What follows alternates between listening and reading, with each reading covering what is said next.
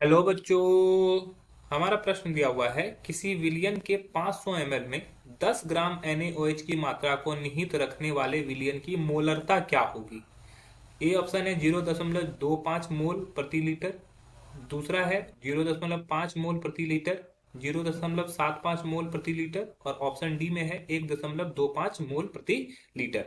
तो हमें यहाँ पे समझना होगा कि मोलरता क्या होता है। मुख्य अवधारणा, ठीक है। यहाँ पे हम लोग को क्या समझना है, मोलरता, जिसको बड़ी एम से डिनोट किया जाता है। मोलरता किसे बोलते हैं? मोलरता बोलते हैं कि अगर किसी विलयन का आयतन लिया जाए, उसमें उपस्थित विलेय के मोलों की संख्या, ठीक है। तो हम लोग बोल सकते हैं किसी विलयन में विलेय की मात्रा बताने वाला एक माप है जो विलयन की इकाई आयतन में विलेय की मात्रा को बताता है। इसका अगर फॉर्मूला को अगर हम समझें तो इसका फॉर्मूला होता है विलेय की मोल बराबर बटा विलयन का आयतन। ये आयतन जो होना चाहिए वो लीटर होना चाहिए, ठीक है। अब विलेय के मोल को निकालने के लिए, मोल निकालने के लिए हम लोग के पास क्या होता है, भार बटा मोलर भार, ठीक है।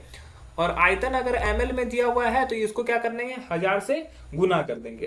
तो इसका जो फॉर्मूला ओवरऑल हो जाएगा, भार को अगर हम लोग W और मोलर भार को हम लोग ये स्मॉल w और ये कैपिटल W से डिनोट करें तो ये हो जाएगा W bye W into 1/v। अगर ये ml में होगा तो इसको 1000 से गुना कर देंगे, ठीक है।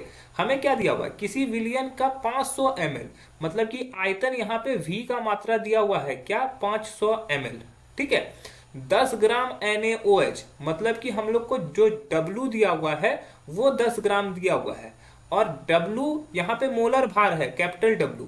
तो यहाँ पे NaOH का मोलर भार क्या हो जाएगा, NaOH का मोलर भार। मोलर भार कैसे निकालते हैं, तो Na का एक परमाणु है तो Na का वेट होता है 23 गुना 1 प्लस ऑक्सीजन का 16 वेट होता है, उसका भी एक परमाणु है और हाइड्रोजन के भी एक परमाणु है। तो ये टोटल जोड़ के हो जाता है हमारा 40। मतलब कि हमारा जो कैपिटल W का वैल्यू आया वो कितना आ गया, 40 आ गया। अब हम लोग इस फॉर्मूला में इसको हम लोग सभी वैल्यू को रख देंगे। तो W का मान है 10 ग्राम, ठीक है, और कैपिटल W का मान आया 40 ग्राम और आयतन कितना दिया हुआ है, 500 ml। चूंकि ml दिया है इसी वजह से 1000 से इसको गुना करना होगा। ये हमारा मोलरता हो जाएगा NaOH का। तो इसको हम लोग जब निकालते हैं तो यहां से 2 हो जाएगा, ये 4 हो जाएगा, ये 1/2 निकलता है। 1/2 का मतलब हो गया 0.5 मोल प्रति लीटर, ठीक है। 5 मोल प्रति 0.5 मोल प्रति लीटर।